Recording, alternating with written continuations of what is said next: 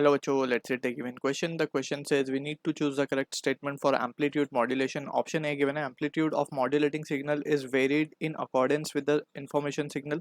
Option B given amplitude of modulated signal is varied in accordance with the information signal. Option C given amplitude of carrier signal is varied in accordance with the information signal. Option D given amplitude of modulated signal is varied in accordance with the modulating signal. So to understand this question, we need to understand about the concept of amplitude modulation.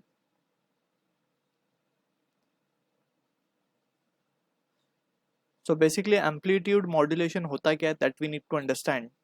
अगर हम definition की बात करें, so it is the process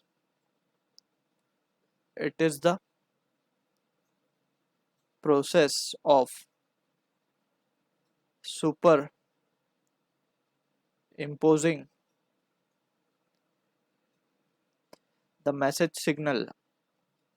अच्छा, message signal को ही हम information signal भी बोलते हैं.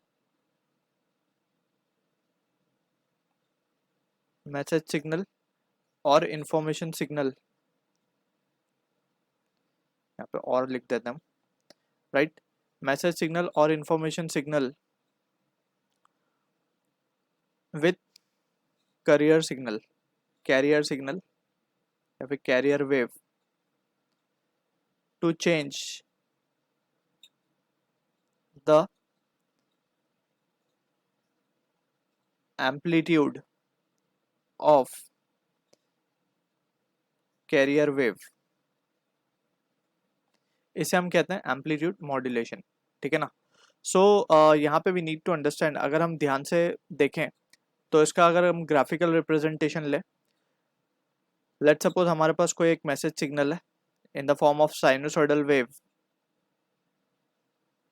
ठीक है, ये है हमारा एम ऑफ टी बोल रहे हैं हम, यानी कि मैसेज सिग्नल है,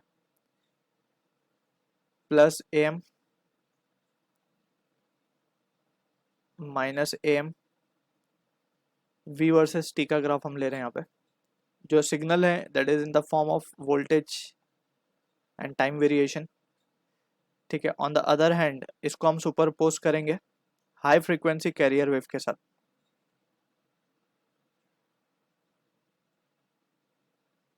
कुछ इस तरीके से कैरियर वेव है हमारी.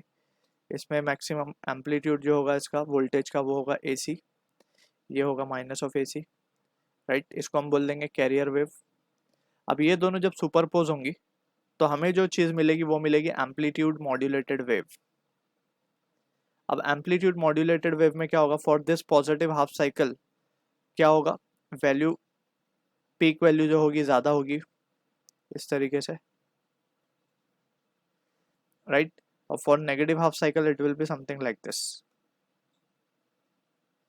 ठीक है ना. तो कुछ ये इस तरीके का ग्राफ हमें मिलता है. ठीक.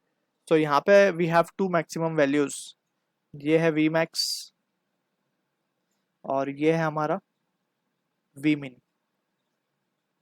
तो यहाँ पे अगर हम ध्यान से देखें तो हमने एक्चुअली किया क्या है, हमने मॉड्यूलेटेड जो हमारा एम्पलीट्यूड हमें मिला है, राइट. एम्पलीट्यूड मॉड्यूलेटेड जो वेव मिला है जिसको हम रिप्रेजेंट करेंगे CMT से.